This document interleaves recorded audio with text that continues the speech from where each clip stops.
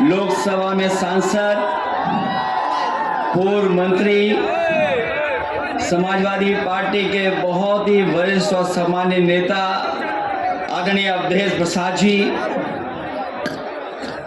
हमारे साथ मंच पर दूसरे सांसद मोहनलालगंज के बहुत ही पुराने आपके संघर्ष करने वाले नेता सांसद आर.के. चौधरी जी, पार्टी के हमारे प्रदेश के अध्यक्ष श्यामलाल पाल जी, पार्टी के जिला अध्यक्ष पार्श्वनाथ यादव जी, विधानसभा के अध्यक्ष पृथ्वीराज जी, मंच पर उपस्थित रामासिंह विश्वकर्मा जी, पूर्व मंत्री तेजनारायण पांडे जी, राजपाल कश्यप जी, और जिनके मैदान के पास और जिनके प्रांगण में हम और आप सब लोग मौजूद हैं। यहाँ पर बहुत सारे ऐसे साथी नेता हैं जो आनंद सेन जी के पिताजी के साथ वर्षों रह करके संघर्ष करने का काम किया है। मिर्सेन यादव जी की धरती पर हमें और आपको मिलने का जो मौका मिला है, मंच पर उपस्थित आनंद सेन जी, संजय विद्यार्थी जी, पार्टी के प्रदेश के अध्यक्ष युवजन सभा अरविंद गिरी जी, प्रदेश अध्यक्ष अल्पसंख्यक सभा शकील नदवी जी, रामकन्ना निर्मल जी,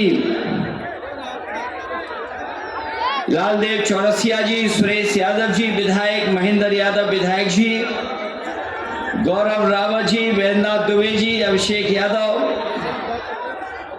रामजी पाल जी, बलराम मौर्य जी, अंकुर सेन जी प्रमुख, नौजवान नेता अंकुर सेन जी,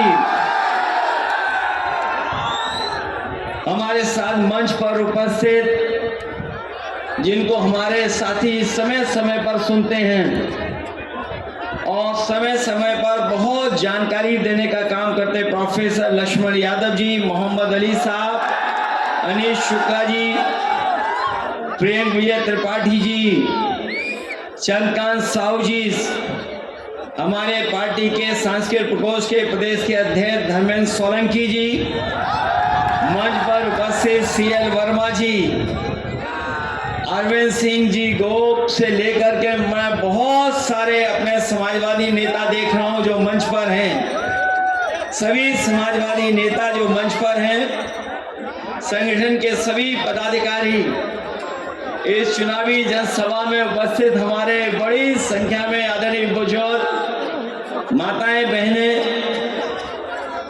नौजवान साथी, पत्रकार बंधुओं, मैं सबसे पहले मिल्कीपुर विधानसभा और अयोध्या जिले के अपने सभी समाजवादी साथियों का बहुत बहुत धन्यवाद और आभार प्रकट करना चाहता हूं।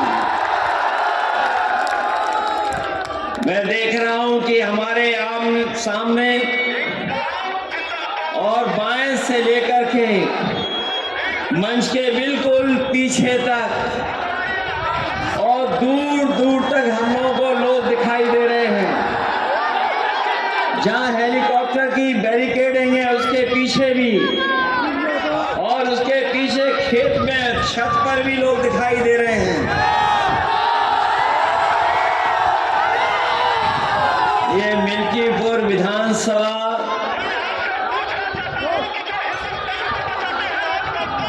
ये हमारा जो फौजी लाउड स्पीकर लेकर के बोल रहा है, हम और आप लोगों को तो परेशान भारतीय जनता पार्टी ने किया ही है, लेकिन ये हमारे फौजी को बहुत सताया है भारतीय जनता पार्टी ने। बताओ हमारे फौजी भाई सुनाई दे रहा है कि नहीं दे रहा है, ये बताओ पहले। ये सुनाई दे रहा है फौजी भाई? आपको बहुत सताया है कि नहीं सताया, ये बताओ पहले। ये वो लोग हैं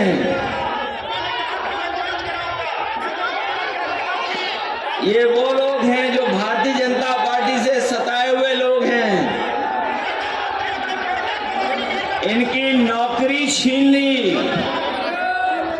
लेकिन ये नौजवान अपनी वर्दी पहन करके अभी भी न्याय की लड़ाई लड़ रहा है। अभी वर्दी नहीं उतारी इसने, भारत का झंडा हाथ में लेकर के और समाजवादी सभा में आकर के भारतीय जनता पार्टी को हराने आया है। मैं आज ये कह सकता हूं कि हमारे पीडीए के प्रत्याशी अजीत प्रसाद यहां से जीत करके जा रहे हैं और एक आध वोट से नहीं जीत करके जा रहे हैं।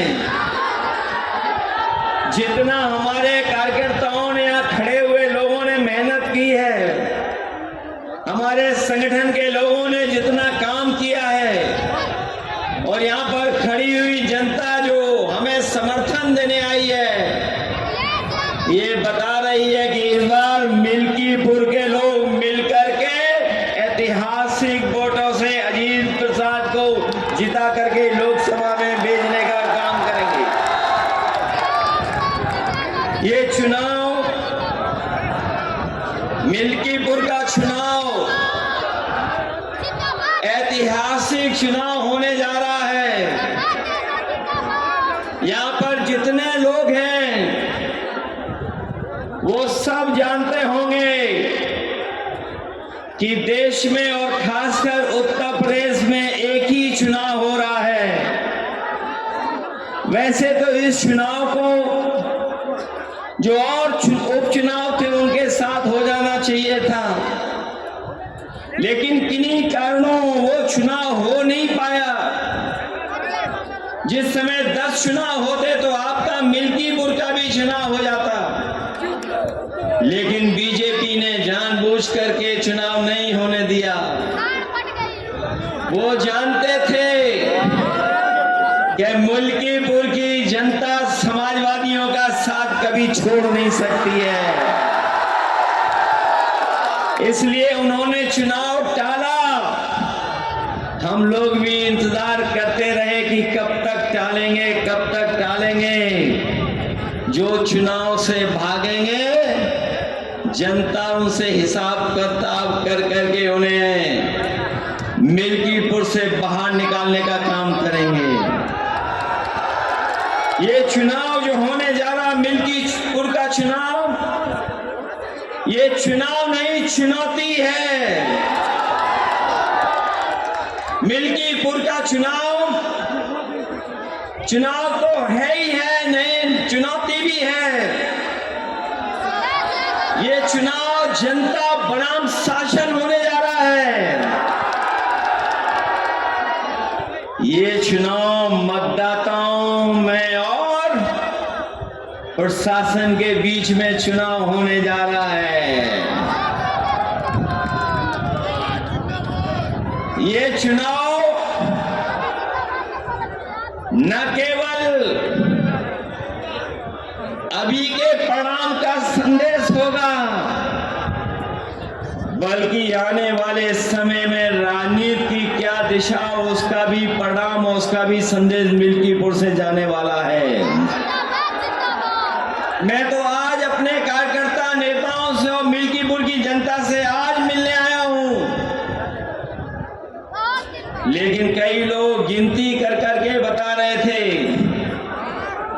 कि मिल्कीपुर के परिणाम की वजह से लखनऊ वालों को नींद नहीं आ रही है।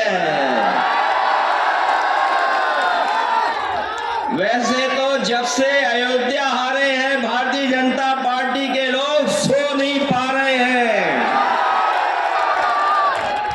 जब एक करवट लेकर के सोने की कोशिश करते हैं तो उन्हें उत्तर प्रदेश की हार याद आ जाती है,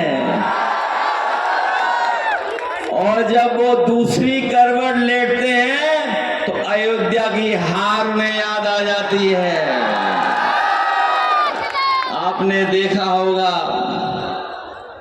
जिस समय लोकसभा में हम लोग पहुंचे थे, एक तरफ तो जीत का उत्साह था, जीत के उत्साह के साथ साथ आपके सांसद अवधेश प्रसाद जी से सब लोग मिलना चाहते थे। मैंने तो कई मौकों पर, कई जगह पर लोकसभा के आसपास सांसदों को चलते हुए, कुछ लोगों को सेल्फी तस्वीर खींचते हुए देखा। ये सम्मान अगर किसी ने बढ़ाया समाजवादी पार्टी का, तो हमारी अयोध्या की जनता ने समाजवादी पार्टी का सम्मान बढ़ाया। और इसीलिए आपने देखा होगा, हमने अपने आगे बैठाया उनको साथ। जब से आगे बैठाने लगे हैं, कई लोगों को बहुत सारे अलग अलग तरह के दर्द उठ रहे हैं। उन्हें समझ में नहीं आ रहा कि क्या कहें, उन्हें समझ में नहीं आ रहा है। उनके वो भटक चुके हैं। वैसे तो पूरा देश, दुनिया में महाकुंभ की चर्चा हो रही है, जो कहने को 144 साल बाद हो रहा है। लेकिन हमारे बहुत सारे जागरूक पत्रकार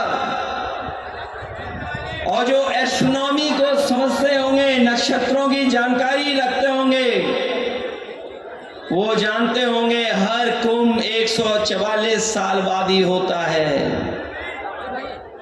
कुंभ जो हो रहा है, जहां पर लोग जगह जगह से, पूरी देश से लोग चल करके आए थे, एक वो कुंभ है और दूसरा मिल्कीपुर का यहां पर समाजवादियों का कुंभ हो रहा है।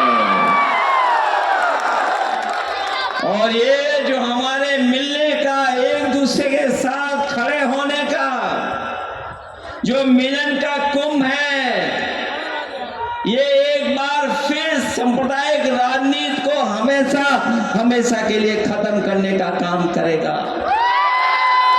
याद होगा हमारे साथियों को, जिस समय अयोध्या का परिणाम आया था, मैंने दिल्ली की प्रेस और लखनऊ की प्रेस के सामने और जनता के लिए कहा था कि अयोध्या की जनता ने समाजवादी पार्टी अवधेश प्रसाद जी को जिता करके हमेशा हमेशा के लिए सांप्रदायिक राजनीति को खत्म करने का काम किया। ये जो सांप्रदायिक राजनीति का जो रास्ता था, वो अगर किसी ने खत्म करने का काम किया तो वो हमारे अयोध्या और अयोध्या धरती के लोगों को मैं धन्यवाद देना चाहता हूं, उनका आभार प्रकट करना चाहता हूं। ये जो महाकुंभ के प्रचार को न जाने किस ऊंचाई तक ले जाना चाहते थे, जो घटनाएं वहां हुई हैं महाकुंभ में, हम और आप लोग कल्पना नहीं कर सकते हैं। हम लोग कल्पना नहीं कर सकते हैं। जिस दिन से स्नान होना शुरू हुआ है, सरकार लगातार गिनती बता रही है। कभी कहती है कि इतने करोड़ लोगों ने स्नान कर लिया है, कभी आंकड़े देती है कि इतने करोड़, 30 करोड़ से ज्यादा लोग स्नान कर चुके हैं। जब हम और आप लोग लौट करके जाएंगे तो आपको, हम लोगों को नए आंकड़े मिलेंगे कि इतने करोड़ लोगों ने स्नान कर लिया है। जो करोड़ों के आंकड़े दे रहे हैं, और मैंने सुना था उनका भाषण, अयोध्या में भी 16 करोड़ लोग आ चुके हैं, दर्शन कर चुके हैं। जो सोचिए करोड़ों का हिसाब किताब दे रहे हैं, वो वहां पर जिन लोगों की जान गई उनकी गिनती नहीं दे पा रहे हैं, उनके आंकड़े नहीं दे पा रहे हैं। ऐसा कभी नहीं हुआ था, ऐसा कभी नहीं हुआ। और जब कभी भी हुआ है तो उस समय की सरकारों ने स्वीकार किया है। ये पहले मुख्यमंत्री हैं जो सच्चाई को स्वीकार नहीं कर रहे हैं। कहते हैं कि हम 3 बजे से उठ करके इस पूरा इंतजाम देख लेते हैं, लेकिन जिस समय घटना होना शुरू हुई है, अगर उसी समय पर सरकार ने कुछ सही फैसले उठाए होते तो आज जिन लोगों की जान गई है उनकी जान नहीं गई होती। कभी आप कल्पना कर सकते हो जो करोड़ों गिन ले रहे हैं, उन्हें 17 घंटे लगे सच बोलने पर, गिनती बताने पर, और जो अभी 30 की गिनती दी है वो गिनती सही नहीं है। वहां से जो जानकारी आ रही, जो सूचनाएं आ रही हैं, अभी भी बहुत सारी ऐसे लोग अपने परिवारजनों को ढूंढ रहे हैं, वो शायद मिल जाए हमें। 100 घंटे से ज्यादा हो गए हैं। जो लोग कह रहे थे कि हमने 100 करोड़ लोगों के आने का इंतजाम किया है, वो सोचिए कुछ करोड़ लोगों के सही से स्नान भी नहीं करा पाए। जो लोग आए थे उस रात, करोड़ों करोड़ों लोग बिना स्नान के चले गए। कोई संगम में नहीं पहुंच पाया। कोई भी इंतजाम सरकार नहीं कर पाई। ऐसा पहली बार हुआ होगा जहां पर करोड़ों लोगों को बुलाया हो, लेकिन स्नान करने का मौका उनको नहीं मिला, उन्हें वापस खदेड़ दिया गया। जो तस्वीरें आई हैं, वीडियो आए हैं, हमारे मुख्यमंत्री याद रखना, वो कम पढ़े लिखे या ज्यादा पढ़े लिखे इसका आकलन आप कर लो। ये जितना भी नौजवान खड़ा है ये जानता है सोशल मीडिया पे क्या चल रहा है, क्या खबरें चल रही हैं। ये बड़े बड़े अखबार वाले चाहे, ये बड़े बड़े टीवी चैनल वाले पैकेज के इशारे पर सही खबरें दिखाएं न दिखाएं, लेकिन हम उन तमाम लोगों को बधाई देना चाहते हैं जिन्होंने कम से कम सच्चाई सामने लाने का काम किया है। कई लोग घूम रहे हैं, भटक रहे हैं। कोई बेटी अपनी मां को ढूंढ रही है, कोई भाई को ढूंढ रहा है, कोई अपनी ददिया ससुर को ढूंढ रहा है, कई बहनें अपने पिता को ढूंढ रही हैं। एक बेटा अपने पिता की तस्वीर लेकर के मोबाइल पर घूम रहा है कि उसके पिताजी मिल जाएं, कोई बता दे कहां हैं, लेकिन अभी भी सरकार बताने के लिए तैयार नहीं है। बताइए आप, क्या यही सरकार जो 100 करोड़ के इंतजाम के साथ खड़ी थी, वो कुछ करोड़ लोगों को स्नान भी नहीं करा पाई, और आज भी मरने वालों के आंकड़े सही नहीं दे पा रही है, न मरने वालों के आंकड़े सरकार दे पा रही है, और जो लोग खो गए हैं महाकुंभ में उन लोगों की भी जानकारी नहीं दे पा रही है।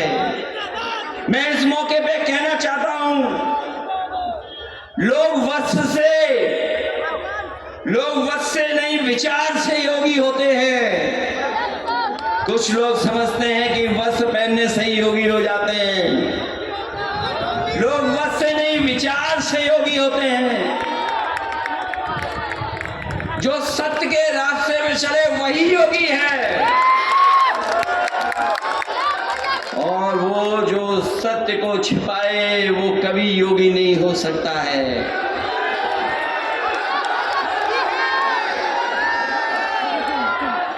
कहते हैं मृत्यु सबसे बड़ा सत्य है, और कुछ लोग ऐसे भी हैं जो मृत्यु पर भी झूठ बोल रहे हैं। मृत्यु से बड़ा कोई सत्य हो तो बता दो। और कुछ लोग ऐसे हैं जो मृत्यु पे भी झूठ बोल रहे हैं। इसलिए हम उन्हें कहना चाहते हैं कि कम से कम जो लोगों की जान गई है उनके कम से कम आंकड़े सही दे दो, अगर आप सत्य बोलते हैं, अगर सत्य के रास्ते पर हैं। और सतयुग से लेकर के कलयुग तक आप पूरी जानकारी कर लो। हमारे सनातन परंपरा कभी नहीं टूटी। संत महात्मा साधु समाज मुहूर्त के हिसाब से शाही स्नान करते हैं, उसमें नक्षत्रों का हिसाब से सहयोग बनता है। जब नक्षत्रों का सहयोग बनता है तभी शाही स्नान होता है। शाही स्नान का मुहूर्त भी होता है। हमारे तमाम साथी जानते होंगे, हिंदू समाज में तारीख और मुहूर्त दोनों निकाले जाते हैं और उसी के हिसाब से हमारे शाही स्नान करते हैं। लेकिन पहली बार ऐसा हुआ होगा कि सनातन परंपरा को टूटने का काम अगर किसी ने किया है, तोड़ने का काम तो इस सरकार ने किया है। हादसे में छिपाए करके, हादसे को छिपाया इन्होंने हमारे देव तुल्य, हमारे धरती के देव साधु संतों से छिपाने का काम किया। और उन्होंने आदेश दिया खाड़े लोगों को कि शाही स्नान के लिए जाइए। ये जो लोग सच नहीं बोल पा रहे हैं वो कभी भी जनता के पक्ष में कोई फैसला नहीं लेंगे। जो लोग घबराए होते हैं, गुस्से में होते हैं, खिसिया जाते हैं, वही ऐसी भाषा का इस्तेमाल करते हैं। मैं अपने अवधेश प्रसाद जी का दुख समझ सकता हूं। जो घटना फैजाबाद अयोध्या में हुई है, दुनिया में कोई कल्पना नहीं कर सकता है कि ऐसी भी घटना हो सकती है। आज जो लोग अपनी बेटी को ढूंढने निकले, पुलिस से लाश मिली और लाश से पहले उस बेटी के वस्त्र मिले, और जिस हालत में उस बेटी के साथ जो जो हुआ कोई देख नहीं सकता, वो तस्वीरें उसके बारे में जानकारी नहीं कर सकता है। स्वाभाविक है एक पिता, एक भावुक व्यक्ति जिसका इतना लंबा सफर राजनीति कर रहा हो, अगर परिवार के लोगों का दुख समझ करके अगर उन्हें रोना आ गया, दुख हो गया उन्हें, तो सोचो हमारे वस्त्र पहनने वाले लोगों ने क्या कहा। उन्होंने क्या कहा आप में से बहुत सारे लोग जानते होंगे। वो कहते हैं कि हम लोग ढोंग कर रहे हैं, हम समाजवादी लोग हैं, दुख और तकलीफ में खड़ा होना जानते हैं, अन्याय होता है खड़ा होना जानते हैं।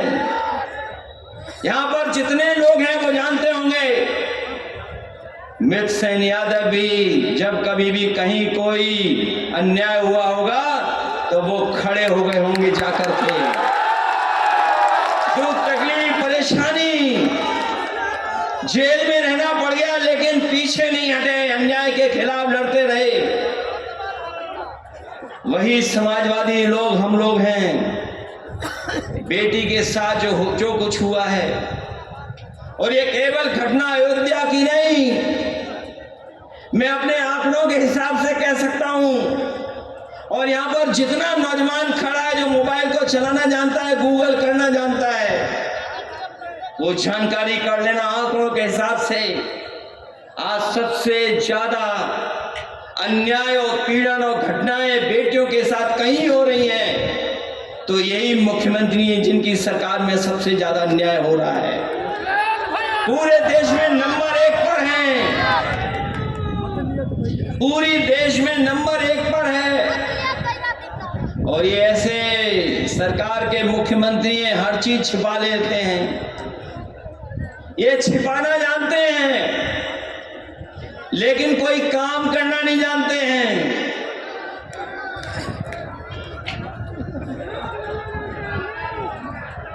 ये अगर काम करना जानते होते तो आपके बुलाने पर समय पर एम्बुलेंस आती। जो एम्बुलेंस कभी समाजवादियों ने शुरू की थी, जो एम्बुलेंस समाजवादियों ने शुरू की थी, वही व्यवस्था काम आई महाकुंभ में, वही व्यवस्था काम आई।